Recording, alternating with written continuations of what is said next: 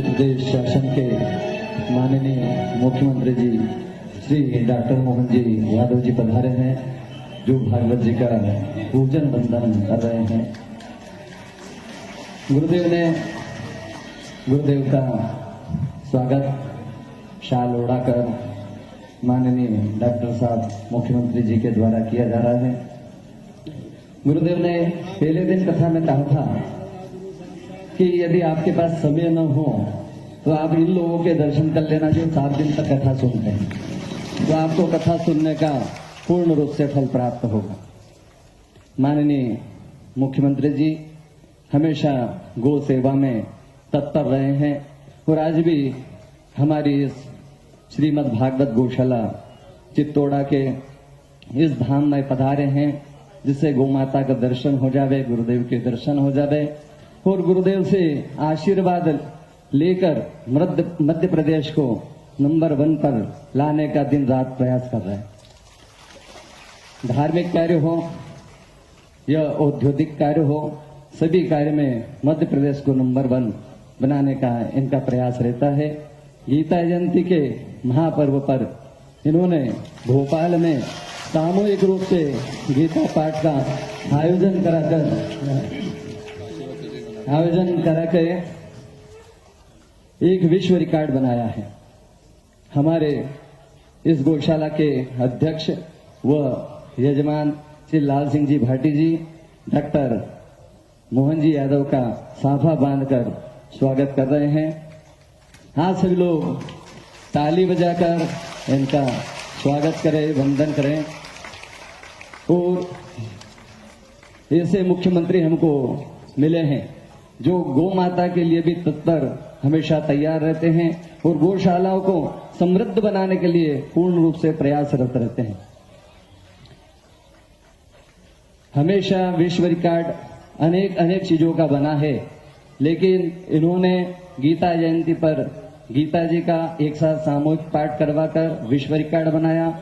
उज्जैन महाकाल की नगरी में झांझ और डमरू एक साथ अधिक संख्या में जितने बजे हैं, उसका भी विश्व रिकॉर्ड मध्य प्रदेश का रहा है।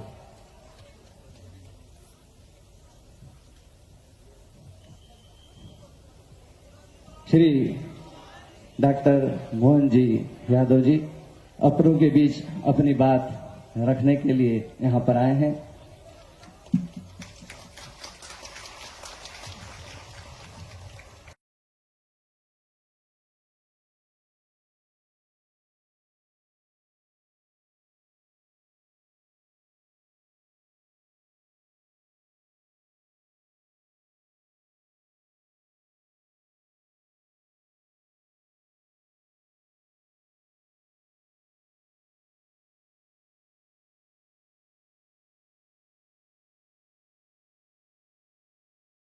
प्रेम महारानी की, महाकाल महाराज की। परम पूज्य गुरुदेव के चरणों में प्रणाम। ये मेरा भी सौभाग्य है, एक तरह से उज्जैन दक्षिण और सावेर विधानसभा में दोनों की बाउंड्री पे है और खास करके सौभाग्य की बात है, परम पूज्य गुरुदेव ने अपने जीवन में जो हम सबके लिए जो अवसर उपलब्ध कराया है, मध्य रात्रि कृष्ण जन्माष्टमी के दिन एक और गोपाल हमारे बीच आए, जिनको अपने आंखों से देख रहे हैं, इनके दर्शन कर रहे हैं। जन्म तो हमारा सबका होता है, हम सब जन्म में हैं, लेकिन जन्म के बाद परमात्मा कोई ऐसा यश पुण्य दे जिससे बाकी लोगों का भी जीवन धन्य हो जाए, ये हमारा सद्भाग्य हो, सौभाग्य है। आपके माध्यम से वो सारी गौ माताएं, जिन गौ माताओं के माध्यम से हमारे 33 करोड़ देवी देवताओं के एक तरह से दर्शन भी जाते हैं और उनकी सेवा से हमने भगवान की सेवा कर ली, ये मौका मिलता है। और ये भी गुरुदेव की कृपा है, आपकी 4 पीढ़ी इसी मार्ग पे है। परमात्मा की दया से ये भी भाग्य चाहिए अपने को। कभी कभी पंडित जी अपने हाथ में चावल दे करके गंडा बांधते, नाला बांधते नहीं, और पंडित जी से ही पूछो कि ये चावल फिर क्या करेंगे, बोले पीछे फेंक दो, तो पीछे फेंक देते। अब ये पीछे क्यों फेंकवाते हैं? पंडित जी से भी पूछो तो पंडित जी दुविधा पड़ जाते कि मालूम नहीं, सब मेरे पिताजी ने क्या पीछे फेंको तो मैं फेंकवा दिया, आगे तुम जाने तुम्हारा काम जाने। लेकिन सच्चे अर्थों में पीछे फेंकने का मतलब ही है, हम जिस पुण्य मार्ग पे चल रहे हैं, जो अच्छा काम परमात्मा हमसे करा रहा है और वो ईश्वर ने मौका दिया है कि हमको फिर संकल्प लेने का मौका मिल रहा है, तो हम भी अच्छे कर जाए, हमारी सारी पीढ़ी भी उसी पुण्य मार्ग पे चलती जाए। ये आशीर्वाद एक तरह से उस संकल्प के माध्यम से मिल जाता है। परमात्मा की दया से आपकी कृपा है, क्योंकि हम तो अच्छा कर जाए, बाद की पीढ़ी में फोड़े पड़ जाए तो काम ही बिगड़ जाए। हमारी पीढ़ियां भी उसी मार्ग पे चलती जाए जिस मार्ग पे चलते हुए परमात्मा ने हमको ये मौका दिया है। तो सच्चे अर्थों में कई कई चीजों का ऐसा जो आनंद है, गुरु जी के कई उदाहरण भी मैंने पढ़े सुने भी है। गुरु जी के शब्दों में कितनी अच्छी बात कहते हैं कि ये सब जो भी भगवान कृष्ण ने जो गीता में कहा है 18 अध्याय के माध्यम से, कि हमको अगर परमात्मा ने मौका दिया है तो हमको ये गीता जी के माध्यम से भगवान कृष्ण के जीवन की कल्पना करें तो अद्भुत लगेगी। अभी अपन ने गीता जयंती मनाई सरकार के 1 साल होने पर। अभी हम सबसे पूछते हैं कि भगवान ने गीता जी किसको सुनाई, किसको सुनाई?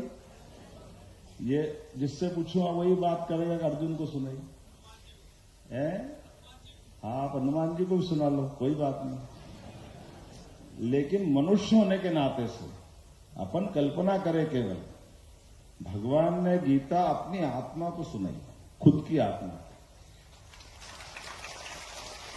और खुद की आत्मा को कैसे सुनाई?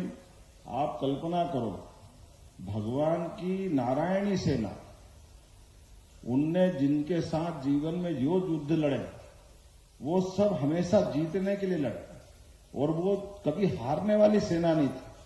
और उस सेना के सिपाही से लेकर सबसे बड़े अधिकारी तक सबको भगवान ने अपने आदेश से सामने खड़ा कर दिया, अपने एक आदेश से सामने खड़ा करा। लेकिन हम कभी कल्पना करें कि उस युद्ध में अर्जुन से जो भी लड़ने आए, युद्ध करने आए, भगवान हम सब अपनी आंखों से देखे मनुष्य लोक में, तो जो भी अर्जुन के खिलाफ आए, भले वो उनके गुरु आए, उनके कौरव आए, जो भी आए, वो सब लड़ने आए।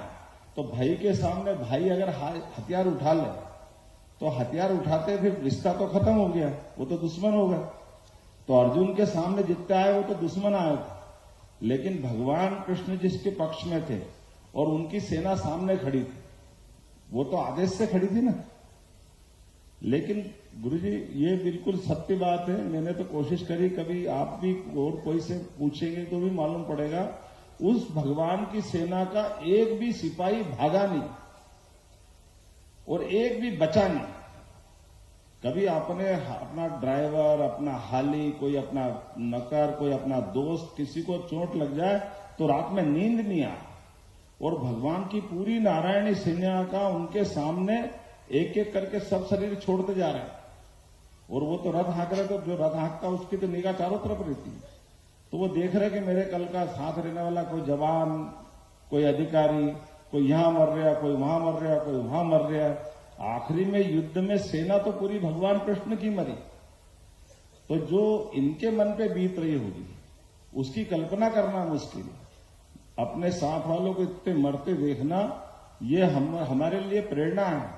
जो कर्मयोग की शिक्षा भगवान ने अर्जुन को दी, सच्चे अर्थों में ये शिक्षा दी के लिए आप अंदाज लगा लो, उनने अपनी आत्मा को पक्का करा कि जो जन्म हुआ वो सब जाएगा। आने जाने के क्रम में अपने आप पे पहले अपने हृदय पे पत्थर रख करके उस मार्ग पे चलो, तो बाकी लोग फिर प्रेरणा लेते हैं। ऐसे में भगवान का विराट स्वरूप अपने को दिखाई देता है, जो उनने वहां करके दिखाया। कोई तो सोचो, कभी कल्पना करो कि कोई तो सैनिक पूछ रहा होगा भगवान से कि भगवान हमारे भी बाल बच्चे हैं, आपने हमको सामने क्यों खड़ा करा, हमको भी तो मुक्ति दे दो। लेकिन ये अपने लिए भगवान की प्रशासनिक दृष्टि से देखा जाए तो ये उनकी कितनी बड़ी ट्रेनिंग भी थी कि लोग मरते मर गए लेकिन भगे नहीं। इसलिए सनातन संस्कृति चलती है। अपने देवताओं का अपना योगदान हमको स्मरण करना पड़ता है, और कोई कारण से भूलो तो इसी कथा में आके अपने को आनंद मिलता है और जीवन दृष्टि मिलती है। हमको ये सारी बातों का एहसास होता है। आज के इस अवसर पर मैं गौशाला में भी आया हूं, अपने घर में भी आया हूं, अपने गुरुजी से मिल रहा हूं। इसका आनंद भी मुझे है, और इसका हम सब जानते हैं गुरुजी के शब्दों में कि कर्म के भाग्य से बहुत अच्छा उदाहरण देते कि कहीं जाओ डॉक्टर के पास तो बड़ी सुई लगाओ तो ज्यादा दुख होता है, तो सुई तो वो छोटी लगाए और रुई बड़ी दे दे, तो कम से कम जो लगे उसको निकाल के चले जाओ। ये जो आपका उदाहरण इतना अद्भुत है कि हमारे सबको अपने जीवन में ये कष्ट आता है, और उस कष्ट का निवारण परमात्मा ने कष्ट तो दिया है, लेकिन कष्ट को छोटे से में निकाल दे तो हमारे सबके जीवन में एक मार्ग बनता है। मेरी अपनी ओर से गुरु जी आपके चरणों में प्रणाम है, और मैं आज वास्तव में सरकार की ओर से भी आपका अभिनंदन करता हूं। और ये गौशाला की जमीन का मसला है, गौशाला की जमीन गौशाला को दी जाने की घोषणा भी कर देता हूं। आप कागज बढ़ाओ, आपके पीछे पीछे मैं भी खड़ा हूं। निश्चित रूप से आपकी सरकार है, गाय माता की गौशाला है, और गौशाला के लिए अपन गोपाल तो बैठे, जो गाय पाले वो सब गोपाल, आप भी गोपाल मैं भी गोपाल, तो गाय की गौशाला चलाने के लिए। और गुरुजी का तो देखो आदर्श, आप बगैर कोई पंजीयन के, बगैर कोई ट्रस्ट, बगैर कोई समिति के आप अपने खर्चे से इतनी बड़ी गौशाला चलाते हैं अपनी व्यवस्था से। ये अपने लिए सौभाग्य की बात है। हमारे सबके घर में भी ढोल ढांडे हैं, लेकिन हमारे यहाँ अपनी कैसी स्थिति बन जाती है, बड़ी कठिन स्थिति। लेकिन आप इतनी गौमाताओं को अपने पास से पालते, और आपने इतने बड़े संख्या में अपने सारे भक्तों के बीच में भी कई आदर्श भी बनाए। कोई आपने को शिष्य बनाने वाला नाटक भी नहीं करते कि भैया गंडा ताबीज दिया और हमारा ये पालन करो वो पालन करो। गुरुजी ने अपनी एक लाइन बनाई, ये परमात्मा ही की कृपा है कि हमारे बीच में से ऐसे किसी आडंबर से अपने आप को दूर रखते हुए सबके लिए हित की बात करना, सबके लिए आशीर्वाद देना, सबके लिए सनातन धर्म से जोड़ते रहना। और यहां से लगाकर आदिवासी अंचल, निमाड़ अंचल कोई छोड़ा ही नहीं, जिधर भी आप जाओ हर जगह पूरे प्रदेश में। और आज तो हमारे लिए तो और आनंद, जब से सरकार बनी, अब ये जरूर मेरे मित्र कहते कि आप क्यों धर्म की जय जय करते हो। मैंने कहा फिर अधर्म की जय जय करें, अब धर्म की नहीं करे तो किसकी करे। और ऐसे में हमारे लिए भगवान ने मनुष्य रूप लेकर के कष्ट उठाए, अपने तकलीफ होगी, तो हमारे लिए प्रेरणा तो उन्हीं से मिलेगी। और उनसे हम बात नहीं कर सकते, लेकिन आपसे बात करो इससे मतलब भगवान से बात हो गई, ये आनंद आ जाता है।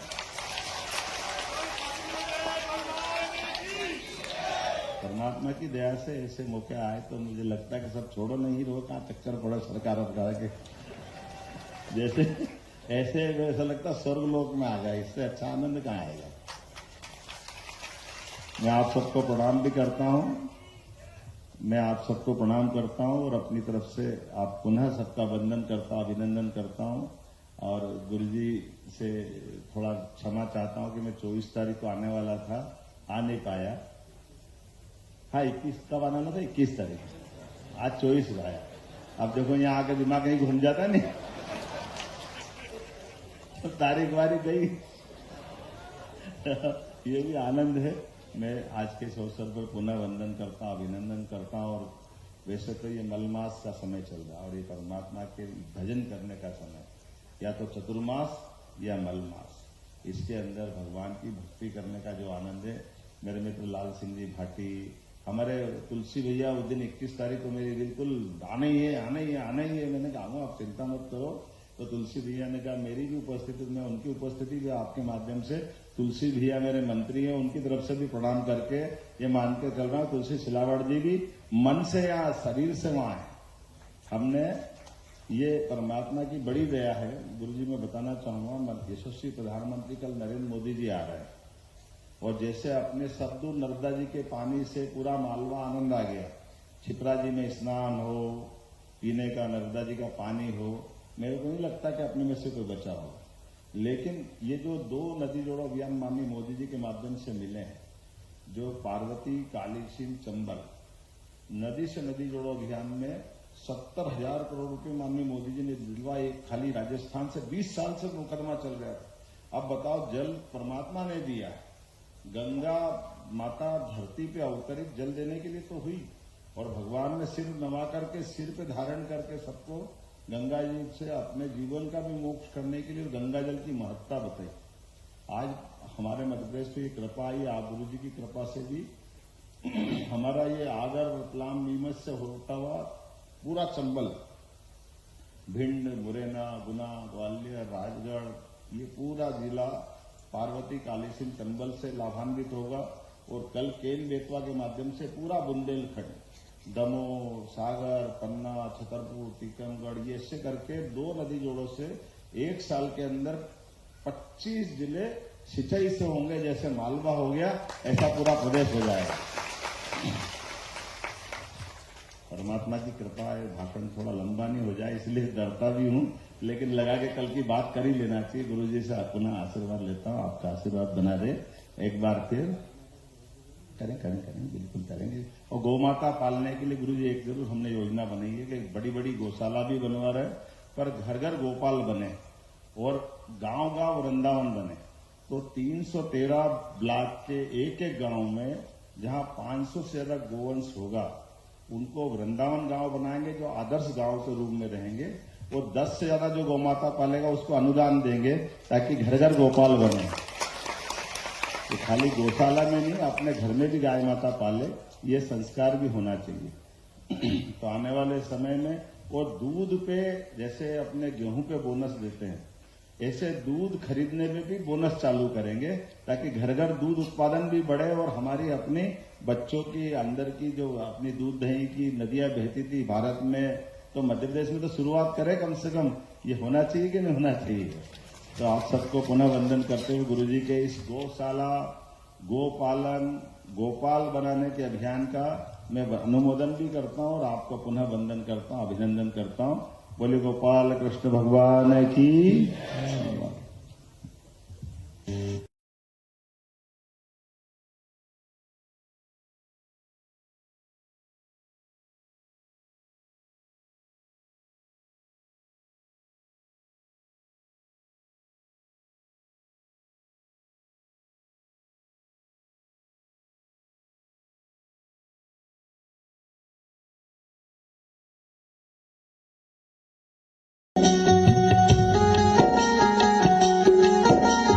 बहुत बड़े भगत है, महाराज जी के भी भगत, और गौ माता, अन्न क्षेत्र, ये सब अच्छे काम। कथा आयोजक है, कोई को जजमान मिले नहीं मिले, रमेश मेंदोला जी को पकड़ लो, परवारे कथा करा दे। और इस अवसर पर चिंटू जी, हमारे तुलसी भैया के सुपुत्र भी मेरे साथ आए हैं। एक तरह से तुलसी भैया का, हमारे तुलसी सिलावट जी माननीय मंत्री का प्रतिनिधित्व कर रहे हैं, उनके छोटे भाई भी हैं। पुनः माफी चाहते हुए एक बार फिर बोले महाकाल महाराज की।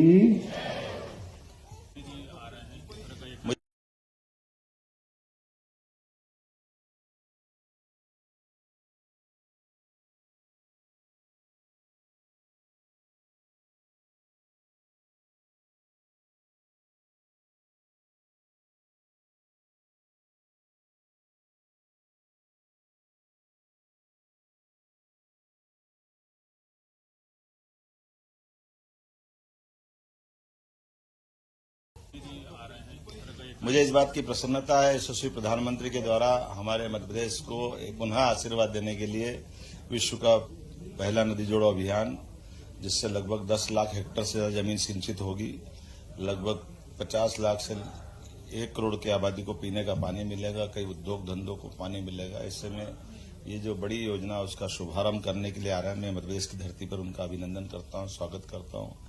मुझे इस बात का आनंद है, आज यहाँ मैं इंदौर जिले के सांवेर तहसील में चित्तौड़ा गौशाला में आया हूं, और खासकर पंडित कमल किशोर जी नागर, जो सनातन धर्म के लिए लगातार भागवत कथा के माध्यम से गौशालाओं को प्रोत्साहन देते हैं, गौ माता के पालन को प्रोत्साहन देते हैं, मैं उनका वंदन करने भी आया हूं। और उम्मीद करता हूं कि ये जो हमने भी पशुपालन को बढ़ावा देने के लिए प्रदेश भर में गौशाला, गोपालन ऐसे कई प्रकल्प हाथ में लिए जिससे गरीब से गरीब आदमी की पशुपालन से भी आय बढ़ सकती है।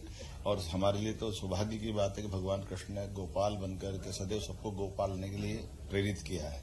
मैं इस अवसर पर पंडित जी का भी आशीर्वाद लिया है और उम्मीद करता हूं हमारे सारे भक्त मिल करके इस क्षेत्र में बेहतरी के लिए काम करते रहेंगे। मैंने माननीय गृह मंत्री से कल मुलाकात की। हमारे लिए जितने प्रकाश उनके अपने जो खासकर विकास के मामलों में मध्य प्रदेश की प्रगति से उनको अवगत भी कराया और उनका स्नेह आशीर्वाद हमारे साथ रहते ही है। जब हमारी सरकार का 1 वर्ष पूरा हो रहा तो उनने भी आशीर्वाद दिया और बहुत जल्दी मध्य प्रदेश में आकर के सहकारिता और गृह विभाग के माध्यम से कुछ विभागों की चर्चा करने का उन्होंने मुझे आश्वस्त भी किया है। और सहकारिता को लेकर खास करके दूध की अलग सोसाइटियां गांव-गांव तक बने और पशुपालन को बढ़ावा देते हुए दूध का जब बोनस चालू करेंगे तो डीबीटी के माध्यम से डायरेक्ट किसानों को लाभ मिले। इस योजना पर उन्होंने खास ध्यान देने के लिए कहा है। मैंने उनका आभार भी माना है। मैं उम्मीद करता हूं नक्सलाइट मूवमेंट में भी जिस प्रकार से सरकार अपना भूमिका अदा कर रही है, जो हमारा टारगेट है कि 2026 तक नक्सलाइट मूवमेंट खत्म हो मध्य प्रदेश की धरती से भी, हमने उसकी प्रगति से भी अवगत कराया। मैं एक बार फिर माननीय प्रधानमंत्री जी का, माननीय गृह मंत्री जी का, माननीय राष्ट्रीय अध्यक्ष जी का सबका आभार भी मानता हूं। धन्यवाद।